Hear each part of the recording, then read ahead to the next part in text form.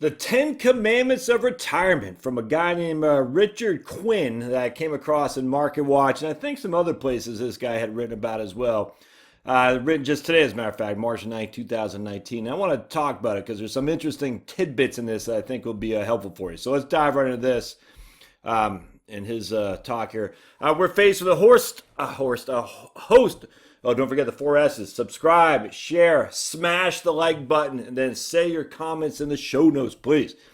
We're faced with a host of thorny retirement issues. Keep Social Security solvent. Make Medicare affordable. Many Americans are saving enough. What to do? They want to retire a little earlier than they can reasonably afford. They're effectively financially illiterate, But in the end, you don't need to worry about all Americans. Instead, you need to worry about you. And man, I completely agree with that. Forget worrying about what everybody else is doing. You got to worry about number one, which is old Josh or whoever you are out there in YouTube land. Stop worrying about the averages, even the median. What is it that you need? I agree with that 100%. And I agree with most of Richard's argument here, but not all of it. And I'll share with you why. Want a comfortable retirement? Here are my 10 commandments.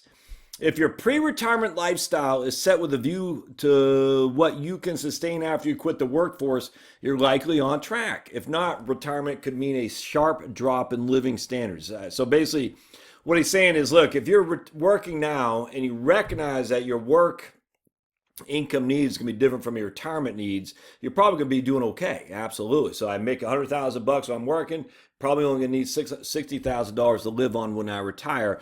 You can actually get a pretty good gauge of if you're on track or not just by understanding that. However, if you think I'm making $100,000 and I still need $100,000 by default, or heaven forbid, I'm making $100,000, but the rule of thumb is I need $80,000, the 80% rule, you're likely to be disappointed because you are going to take a sharp drop in living standards once you hit retirement, once that income stops coming in. I agree with that 100%. So the whole point about that is recognize your income needs during work are different than your income needs in retirement. Yeah, there could be some that have a higher income need. The predominant amount are going to have a lower, and I'd say even significantly lower income needs, which means if you have less income needed, you have less income you need or less retirement account you need to support that income, which means maybe you can get your crappy old job earlier. Get out of there. Number two. I didn't like this. Remember that Social Security is designed to replace no more than 40% of your pre-retirement income. And for many, that 40% is an overestimate because the benefit calculation is skewed towards lower income Americans. In retirement, you want steady sources of income, and Social Security is probably the most secure. And it isn't probably, it is the most secure. But recognize it's intended to be a minor part of your total income. And I hate this. This whole argument drives me insane. Social Security was never supposed to be the bulk of your retirement. Yeah, no, guess what? The EPA was never supposed to be able to tell you can't build in your backyard because of wetlands, because you have a stream going through there. I mean, it's just, we have so many things that are so much bigger than what they were supposed to have been.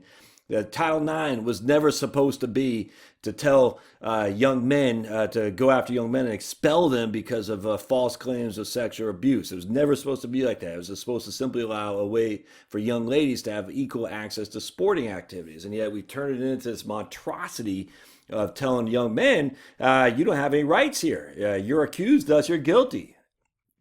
Thankfully, it's starting to be overturned, but still, none of these things are ever supposed to be the way they are, but they are the way they are. So let's deal with the reality as it is. For many, Social Security is not only the predominant amount of income, it's the only source of income they have. Again, yes, that wasn't supposed to be, but that's the world we're living in today. And don't forget, when Social Security was initiated, the taxes on it were minimal. The FICA taxes were not 15.65%. They are now because of the paternalistic reasoning of the government, rightly or wrongly. They said most people aren't going to save for themselves, so we're going to do it for them by forcing them via FICA taxes. I mean, you don't have to agree with that, but that's the situation on hand. Can't stand this whole Social Security. It was never supposed to be. Yeah, but guess what? It was only taxed at like 1% back then, and that was with just you. It wasn't even employers. It's a whole lot different now, so let's stop that, all right? Have a financial and estate plan that provides for your spouse and any others who depend on you financially and who may outlive you. Income annuities, investment income streams, and life insurance might all be part of the plan. I agree with that. Never forget that, number four, never forget the non-financial aspects of your retirement are important too. Think about any significant relocation before you retire and consider trying it out first. It's a big mistake to think of retirement purely as leisure time. And remember, when it comes to fun stuff, that does take money. I actually agree with that thing on trying it out before you relocate, for instance. I hear a lot of people say, I'm going to relocate to wherever. And I'm just telling you, a lot of people don't want to do that. And we have studies that say people are happier in their home where they live simply because they have a sense of community there. And I completely agree. And also, relocating is a pain in the butt. Selling your home stinks.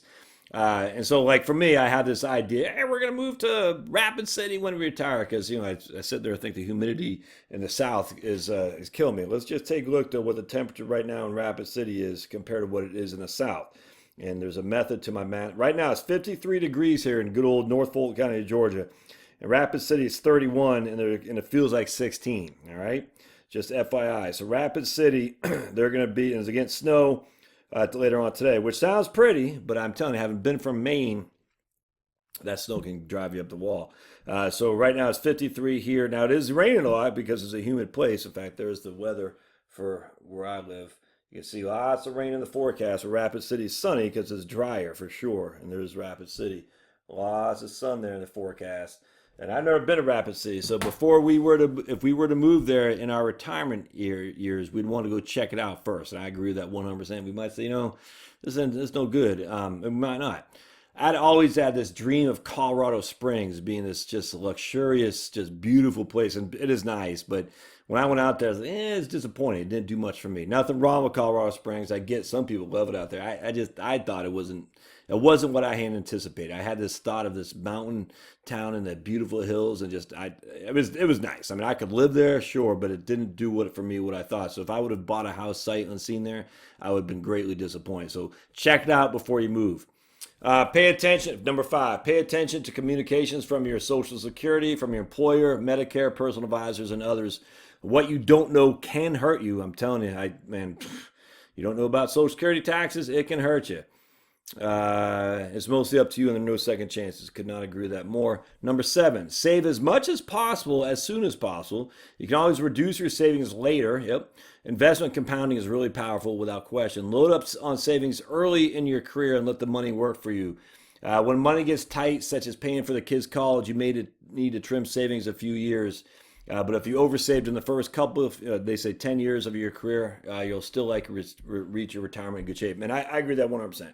This is why I say to people, as much as I hate debt, if you have no other source of savings, man, and you're 25 years old, just go ahead and take $5,000 on a credit card, put it in a Roth, and let that sucker accumulate. Just let it go. Just let it go.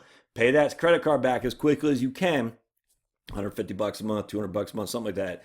But I mean, take a little bit of short-term hit on your interest that you're going to pay in order to let the Roth start to build, because compounding over year, that can add up forcefully, man. Really, really can. Number 8, recognize that your taxes may not be lowered during retirement. Now, again, I could not agree with that more. All the signs point to higher taxes in the future for everyone. And this is where I completely disagree right here, though. To reduce my retirement tax bill, I favor Roth and municipal bonds. Oh, for the love of me, do not have municipal bonds. Municipal bonds make your Social Security subject to taxation. Don't do it. Municipal bonds are not the safe haven that everyone seems to think they are. We don't want municipal bonds. We don't. We want stocks, low dividend, low capital gain, low turnover stock funds and ETFs in your taxable account. And even if you have to pay a little bit of capital gains, there's nothing relative to the lack of interest you're getting on municipal bonds, and the fact that they both still lead you to have provisional income, which could potentially make your Social Security taxable. So don't do that. Don't have municipal bonds as a way to reduce your taxes. They don't. Municipal bonds increase your provisional income, which increases the amount of Social Security subject to taxation. I've done videos on that. I'll do more if you want. Just put in the show notes. Place healthcare, number 9, place healthcare high on your list of fixed expenses. Medicare plus supplemental can cost a retirement couple more than $700 a month. Completely agree. Even if you're fortunate not to need medical care, those premiums are a big monthly hit and they'll grow each year. Prescription drugs can also be a large expense. What if you aren't so fortunate? Remember that Medicare has no out-of-pocket limits. That's just an It's just an odd thing because he said Medicare plus supplemental. I mean, that's the whole point. You get the supplemental because the original Medicare A and B covers 80%, and you're still on the hook for 20%. The supplemental is what covers the rest of that. So you do have out-of-pocket limits when you have the supplemental or Medicare Advantage. That's the whole point. So I don't understand that. So he's saying your Medicare B, your Medicare D, and your supplemental or Medicare Advantage still has no out-of-pocket limits. Yes, it does. That's why they're there. By law, they state they have supplemental. There's limits on the upside on how much you have to pay out of pocket. All right, number 10. Invest in ways that will provide a steady income stream in retirement. In many ways, retirement is no different from your working years. You still want a steady flow of income. Do not be totally exposed to stock market fluctuations. You don't want to worry about that 4% withdrawal rate from where it'll come each year. I agree with that. That's why I think having 2 or 3 years of cash is the way to go. 2 or 3 years cash, you don't need to touch your stocks. He didn't say that, but that's what I would do. Absolutely. So have some cash. That way, when the markets are going up, you can take out money from the market, sell if you need to, for sure. The market's going down, leave the markets to do what they do, which is go down and hopefully go back up and take out your cash. Anyway, that'd be my additions to Richard's stuff here, Richard Quinn at Quinn's Commentary. But he was a compensation and benefits executive before retiring in 2010. His previous, so he's got a bunch of different previous blogs, but I guess he doesn't do it anymore. Anyway, hope you find this helpful. 4S's, man. 4S's. Subscribe, share, say your comments down below, and smash the like button. And we'll see you next time.